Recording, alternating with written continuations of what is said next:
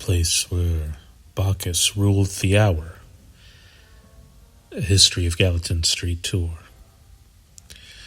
A small 2-block stretch called Gallatin Street, now called French Marketplace, was once a headquarters of Vice in New Orleans.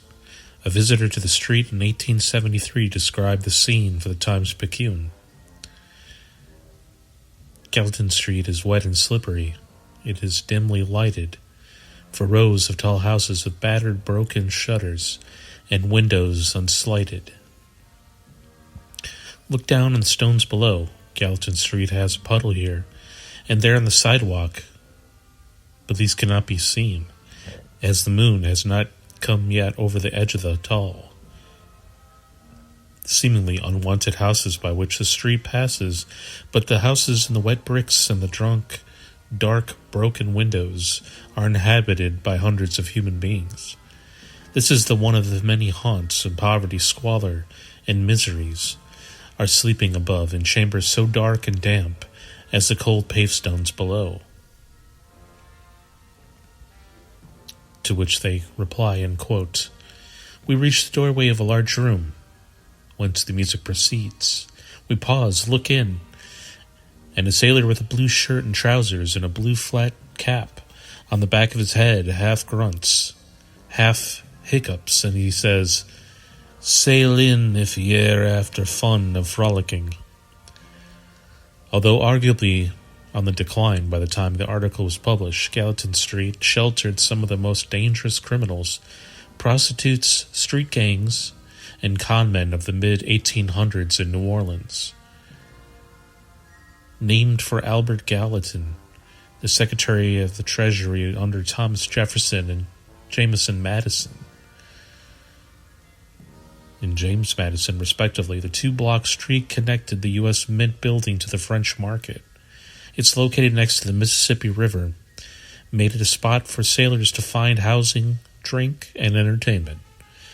The port of New Orleans during this time was never empty, keeping a constant flow of men and women through Gallatin Street's infamous boarding houses, brothels, and saloons. Its location amid the wharves and railroad tracks made it undesirable. So many of the empty rooms of the multiorous buildings and multi-story that lined the Gallatin Street became the homes recently arrived immigrant families. The area also had a subterranean and substantial concentration of yellow fever cases, particularly deadly virus in antebellum New Orleans. A study done by Edward Hall Burton, published in 1857, describes the daytime scene of the area. And he quotes, "Boarding, or rather lodging, houses occupied, many of them by crowds who only sleep there, eating and working out, with no privies, which of these being monopolized by the tenants on the ground floor. The streets and levee opposite are used for this purpose. Small rooms are sometimes occupied by whole families. Some use them for raising fowls and dogs, and as receptacles for vegetables for market, and the refuse of unsaleables of the market from day to day, with little regard to the removing the half-decayed relics. From antebellum times until the latter part of the 1870s, Gallatin Street served as the meeting place for those who participated in New Orleans' underworld. In the late 1890s, most brothels and barrooms moved to Storyville, and plans were developed in the 1930s to redevelop the street for the expansion of the French Market. Steadily in decline through the early 1900s, Gallatin Street buildings were demolished, and the street was officially renamed French Marketplace in 1935. Much of Gallatin Street's history is shrouded in legend. Tonight on the Wicked Webs We Weave podcast, we will tour through and introduce you to some of the people and places that gave Gallatin Street its notorious, if now forgotten, reputation. Sit back and dwell in the proverbial darkness, my friends, Warm yourself next to the fire. I'm your host, Ryan Mckern, and thank you for joining me again on a special episode of the Wicked Webs We Weave podcast.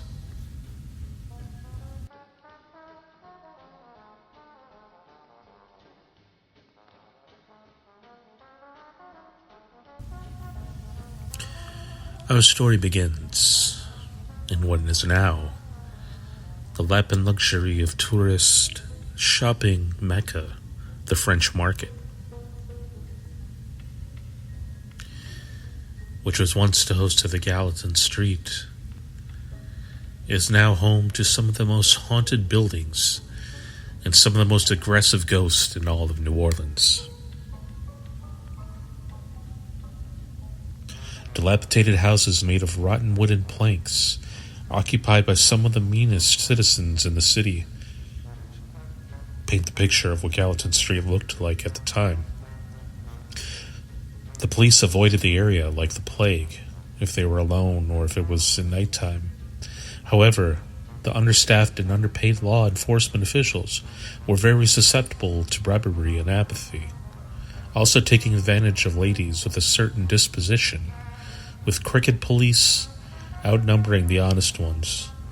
That left the prostitutes, drunks, and criminals of Gallatin Street in charge, and they loved every moment.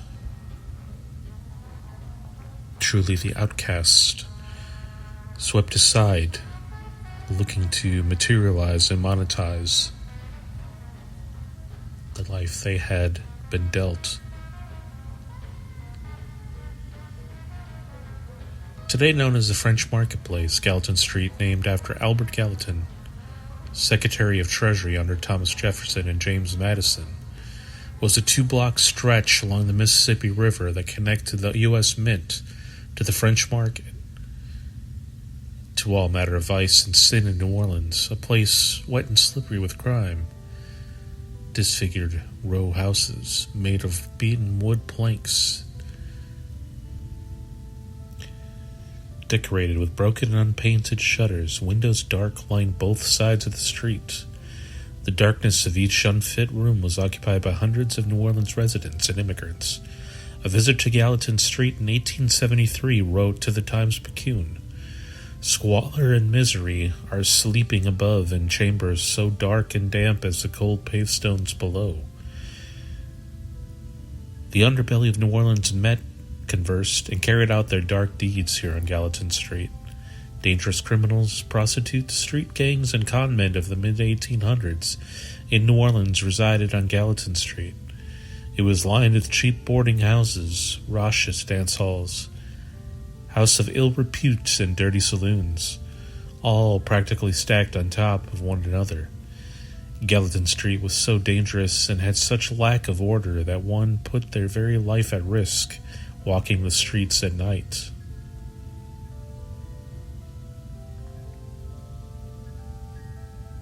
One visitor recalled Gallatin Street in the Times-Picayune, end quote, "Gallatin Street, a place where poverty and vice run races with want and passion," end quote. With the port of New Orleans never empty of sailors and strangers, this was a virtual playground for the seedy Gallatin Street dwellers. The primary revelers of Gallatin Street at the time were sailors who had easy access to housing, drinking, and entertainment of every kind. The boarding houses, brothels, and saloons were filled to the brim with the constant stream of men and women to the port. Venereal disease became rampant and spread quickly among sailors and prostitutes. The damp wharves and deafening railroad tracks that lined Gallatin Street made the location unsavory to the majority of New Orleans and to their citizens for housing. The human rooms and buildings lining the street provided shelter for newly arrived immigrant families of the time. In the mid-1800s, it was not uncommon to find entire families occupying the small rooms of these buildings together. Some of the rooms were used to raise chickens and dogs, while others was used as receptacles for the unused and damaged produce from the French market. One can only imagine what the produce was and how it permeated through the building, through the halls. All that dampness and a location so close to the water made Gallatin Street a thriving neighborhood for mosquitoes. And if you know anything about mosquitoes during the 1800s in the South, this is borderline and means for the yellow fever pandemic. The consecrated area of Gallatin Street is where yellow fever was born in New Orleans, and many innocent citizens, immigrants, and others perished as a result. An area of Elysian Fields downriver from Gallatin Street, known as Sanctity Row, included the Lion's Den, the Stad Amsterdam, the Mobile, the Pontchartrain House, the Whitehall, and the Tivoli Gardens, and were staples in the area. Gallatin Street and Sanctity Row forged the largest cluster of illegal sex, drinking, violence, and crime in all of New Orleans. Sanctity rose to reputable be the darkest point. And Gallatin Street was relying and gaining a reputation of being a very scary place indeed. The brothels and barrooms of Gallatin Street and Sanctity Road moved to Storyville in the late 1890s. In the early 1930s, plans were put in place for the expansion and redevelopment of the French Market, subsequently resulting in the cessation of Gallatin Street and its seedy past altogether. The street was renamed French Marketplace in 1935, and the rest, as they say, is the history of New Orleans. While New Orleans at the time certainly did not forget Gallatin Street's dark and sinister past, but the citizens and visitors of today are generally unaware of the notorious legends surrounding this end of Decatur Street.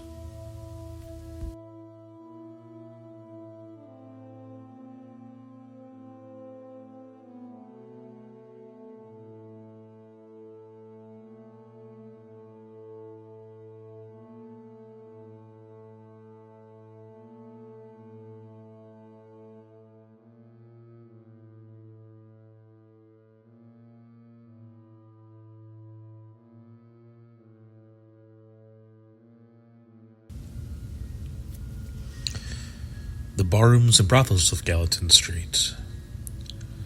With prostitution known as New Orleans' second most profitable industry, a study done in 1858 on sex workers started that once women were in the industry, they died within 4 years, and at least 50% of them had venereal diseases.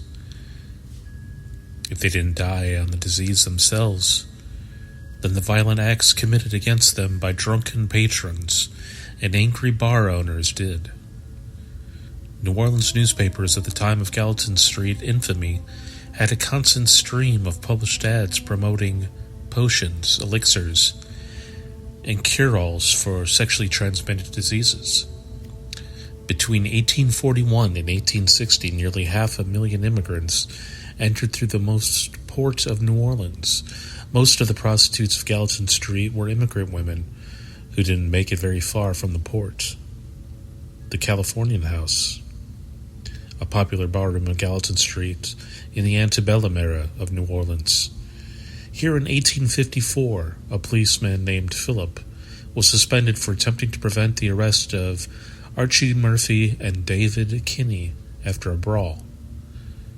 Dutch Pete, the owner of the California House, was protected by police years after the brawl, when he killed a man and escaped to Cuba. The California House was a place on Gallatin Street, with the police certainly on its side. The Amsterdam House. The Amsterdam House peaked during the Civil War, after infamous dogfighter Dan O'Neill took ownership. The Amsterdam House remained a highly regarded establishment of vice until 1869, when a prostitute named Molly Manson ran away with her lover, subsequently returned asking for her job back, and was drugged, stripped, and violently abused in the alley behind the bar. The police fined O'Neill for running a house of ill repute, and he was forced to close the establishment. The Green Tea Tavern, the longest and most violent reputation of all the clubs in Gallatin Street. The Green Tea Tavern peaked during the Civil War and seemed to curse all who owned it. One owner of the Green Tree Tavern took on a habit of watering down drinks to save money, and some angry sailors decided to stone him to death as a punishment.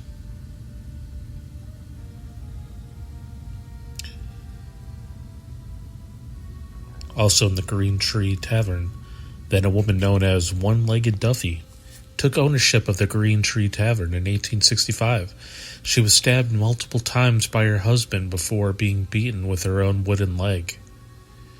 Paddy Welsh owned the fateful barroom in 1873 when he offered some members of the Live Oak Gang, and was found days later drowned in the Mississippi River.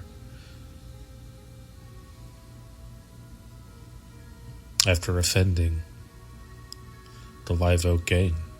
The next two owners also fell victim to the Live Oak Gang. Ultimately, the Green Tree was destroyed in a fire in 1886. The murderous prostitutes of Gallatin Street. The Live Oak Gang, earning their name from the oak clubs they carried around, as well as their meeting place near the river under the shade of live oak trees, were some of the worst criminals in the area of Gallatin Street, and responsible for some of the most violent. But the worst citizens of Gallatin Street were by far the prostitutes. Some women were victims of violent crimes on Gallatin streets.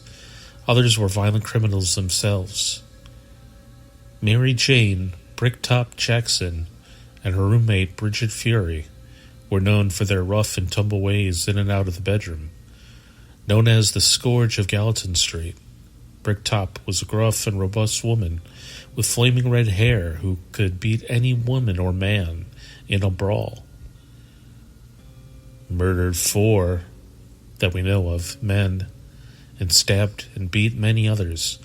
One brave man had decided that he could call Bricktop a whore and get away with it. He was then clubbed to death. A man said to be 7 feet tall named Long Charlie was stabbed with Bricktop's weapon of choice, her trusty knife. A heavy 5-inch blade on either side with a center grip made of German silver.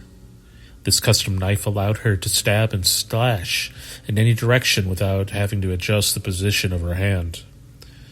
Bricktop joined forces with a man named John Miller, a former boxer and misfit who lost an arm in a fight. Instead of getting an artificial arm, John made a spiked ball and chain outfitted for his stump. I am sure this made a couple to turn heads as they walked down the street, arm in arm. Their affection for each other didn't last long. When in 1861 John Miller tried to crack the whip, a cowhide whip, on Bricktop after a domestic dispute, she apparently turned the whip on him, giving him quite the flogging. In defense, John tried to use his ball and chain on Bricktop. She quickly used his weapon against him, dragging him across the room. Then, when he tried to stab her, she bit his hand and used the knife to stab him repeatedly until he was dead. Mary Jane Jackson was sent off to prison for the murder of John Miller and was never seen or heard from again. Originally from Cincinnati and moved to New Orleans in 1856, Delia Swift, a.k.a. Bridget Fury, was Bricktop's roommate and fellow red-headed gang member. She debuted as a prostitute at the ripe age of 12 and came to town with quite the reputation and well experience. Bridget Bricktop and several other rough and tumble prostitutes formed the first ever all-female member street gang in New Orleans, and as well as the United States. From 1858 to 1869, the Louisiana Courier, New Orleans Bee, and Times-Picayune newspapers printed the name Delia Swift, synonymous with robberies, prostitution, and murder. Found guilty of murder without capital punishment, the Louisiana court must have found life on Gallatin Street punishment enough, as Elias Swift was released on bail in 1859 for the murder of Patrick Crone. Times-Picayune once said, and I quote, "It is an old game, and the young gentleman had not paid as dearly as many before him have for seeing the elephant." Seeing the elephant was a slang term for living the life to the fullest, no matter the risk, often used in reference to New Orleans and its sins. Mary Jane Bricktop Jackson and Delia Bridget Fury, Swift prostituted and stole from New Orleans and its visitors in order to survive the harsh environment of antebellum Louisiana. These strong women only reacted to the society they found themselves a part of by protecting each other. They wore masks of violent and dirty acts over a marred, dismal, and heartbreaking past they never wanted to reveal.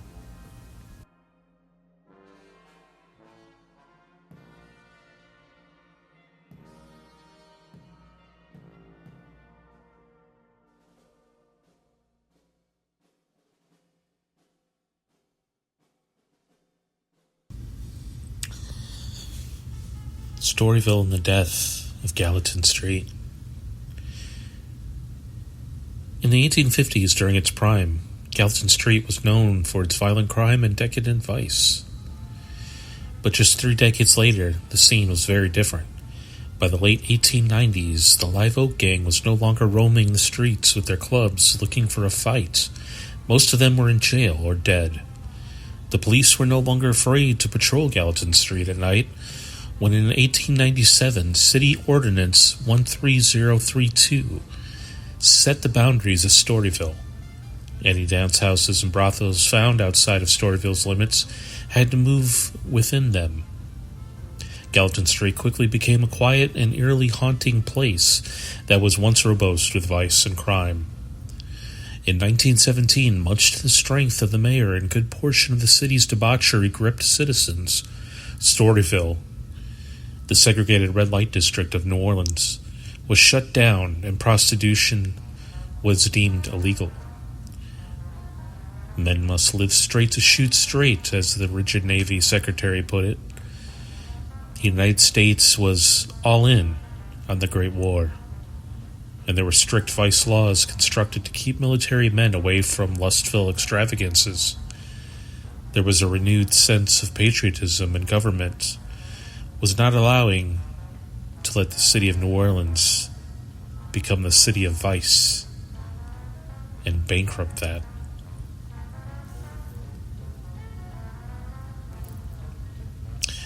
In 1924, Times-Picayune journalist Lyle Saxton described Gallatin Street as it appeared at the time.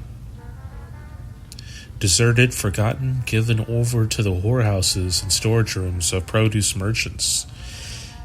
It is permeated with the smells from the fish market and with the odors of decaying garbage.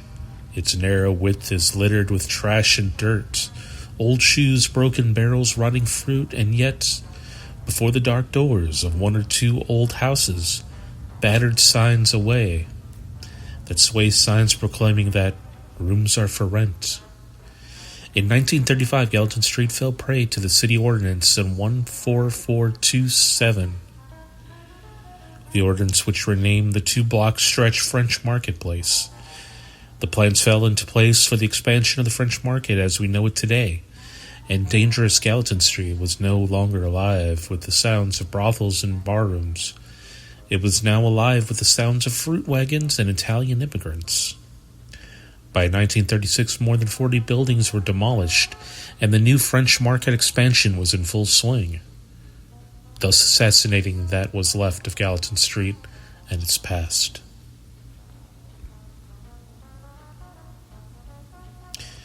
The ghosts of Gallatin Street today. Crime and depravity in every inch. Used to describe Gallatin Street and its 2-block-long trail of violent crime, prostitution, and vice. The Great Depression's New Deal urban renewal and renovation programs shifted Gallatin from a grimy, crime-ridden street to the pristine French market that we know and love today. In its heyday, if you entered Gallatin Street with money in your pocket and came out on the other side with a penny to your name and not a mark on your body, you performed a miracle. Gallatin Street was scrubbed clean of its rotten nests and dark history once the rest of the buildings were demolished in 1936. In 1938, the area was dedicated as the new open-air farmers' market pavilion, today's French Market flea market. Few today may know the true history of Gallatin Street as they walk through the French Market pavilion, pursuing wares and indulging the Cajun delicacies. But in the 1930s, the citizens of this city still knew its sordid past. In 1938, the Times-Picayune said, "Shadowy forms darted in and out, a lane of sinister doing where seamen were shanghaied, smuggled goods were hidden, and men and women were murdered."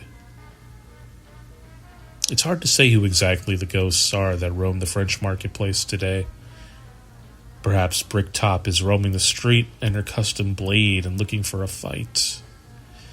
Maybe her partner in crime, Bridget Fury, is gathering her fellow street gang members telling tales of last night's John. The Live Oak gang might be drinking at their favorite bathroom, giving the bartender a hard time for watering down the beverages. Screams, chatter, and shadowy figures have all witnessed in the old Gallatin Street area at night in the French Quarter. While the area is much different than during the antebellum era, we still don't recommend wandering around French Market at night. Not alone, anyway. For the ghosts may greet you.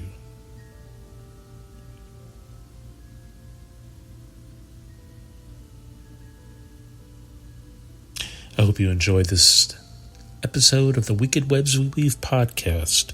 Highly implore all of you again to visit all these sites that I cover on my podcast, for they are safe and wonderful to visit. They're rich in history, and New Orleans would love to have you.